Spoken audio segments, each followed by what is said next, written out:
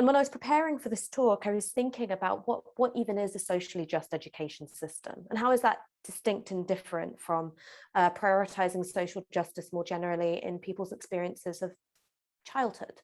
How is it different from a socially just housing system, a healthcare system, a welfare system? And I think that there is a core value, which maybe we could all agree on, which determines whether or not something is socially just. And it's whether or not you consider people to be disposable. And I think that unfortunately, we have an education system which very much does consider children to be disposable, whether they're the kid who gets into, as has been mentioned before, the good school or the bad school, whether you've got education policies which do encourage off-rolling of disadvantaged and challenging students in order to maintain their GCSE results and look good when it comes to flashing a bit of ankle at anxious middle-class parents. We consider children to be disposable when we send them to grammar schools, which, having attended one for sixth form, nurture quite a toxic culture around extreme academic competitiveness, where if you fall short by a few marks, you're treated like you're utterly contemptible, that you're not worthy of validation, approval, or love. And we teach kids that they're disposable when we send them to schools and have such unrealistically high expectations of what it is education can do. But we send them home with hungry bellies to challenging backgrounds where maybe they have to be a carer for a parent or be a substitute for an absent parent, or simply help out a parent who is just about keeping their head above the poverty line. And the reason why I talk about this is because I grew up in an area where over half the kids grew up in poverty. And I think that statistic has gotten worse. And I saw firsthand the way in which schools could be an effective bulwark against some of the worst of what society could throw at these kids. And I also saw where schools failed to do that utterly. And I'm coming at this, just to be clear, I'm coming at this from a sincere belief that education is inherently emancipatory, that it is inherently liberating. And so I think that we can't have unrealistic expectations of what the education system can do. I think it's also important to insist that critical interrogation, the tools to understand the world around you and indeed shape the world around you, is inherently freeing. And that's before we get into all the stuff about what skills the jobs market needs, or indeed social mobility. So I went to a comprehensive school in North London for my secondary education. I then went to a selective grammar for sixth form. And I've got to say that it was the comprehensive school which, for all of its flaws and the challenges in which it operated, I think offered the superior vision of what a socially just education system could look like. By virtue of being in Enfield, it was very diverse, but that diversity wasn't simply measured in racial diversity or ethnic diversity. You had a pupil intake which ranged from girls who came from solidly middle and lower middle class homes to the daughters of refugees, girls who'd gone in and out of the care system. And I think what was most striking about that school and the ethos which shaped how the teachers interacted with their pupils, was that not one of you is going to get kicked out. You're not going to get excluded. You're not going to get suspended. You can be really difficult and you are not going to leave the walls of this school.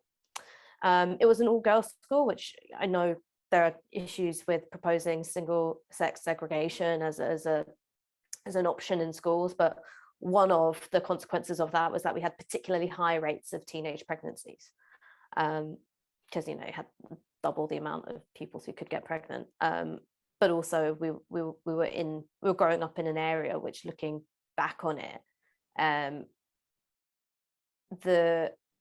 the way in which girls were thrown onto the mercy of men, both their own age and older, was really disturbing.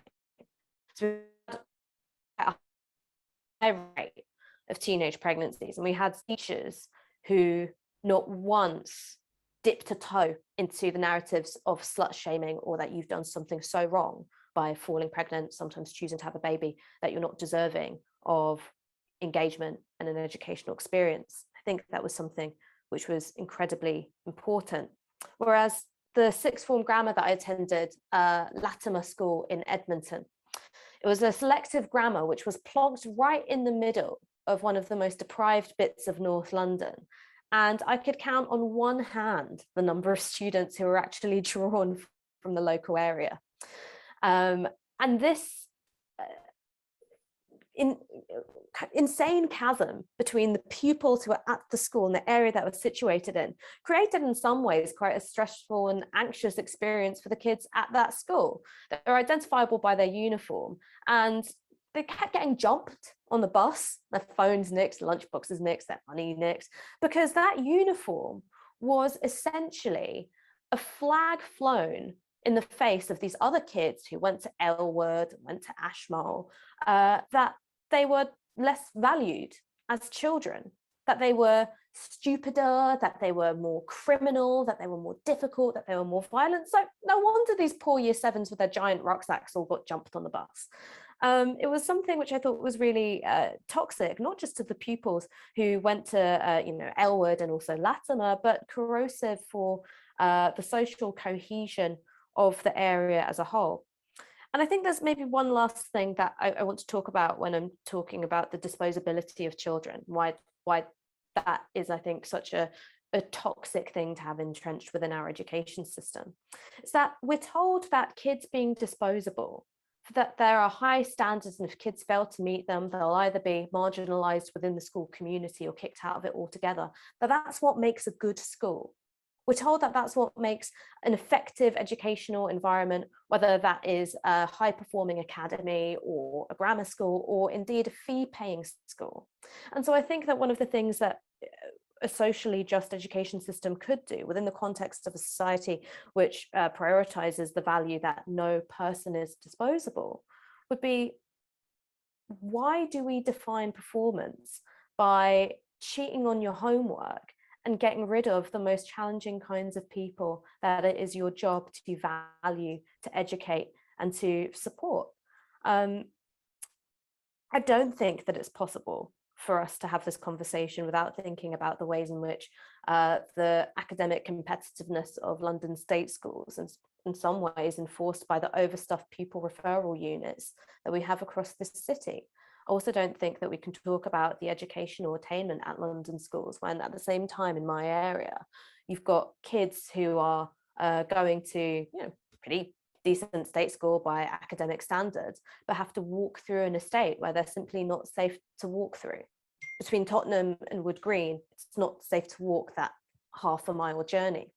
So unless you start thinking about the way in which housing policy, the children's social care area, the way in which the welfare system, the way the availability of jobs which don't keep your mum out of the house for over 12 hours a day because she's going between 3 cleaning jobs in 3 different bits of London, unless we're thinking about how all these areas can support children, not just in education, but throughout their lives, giving them an experience of life which is worthwhile, which doesn't make them feel disposable.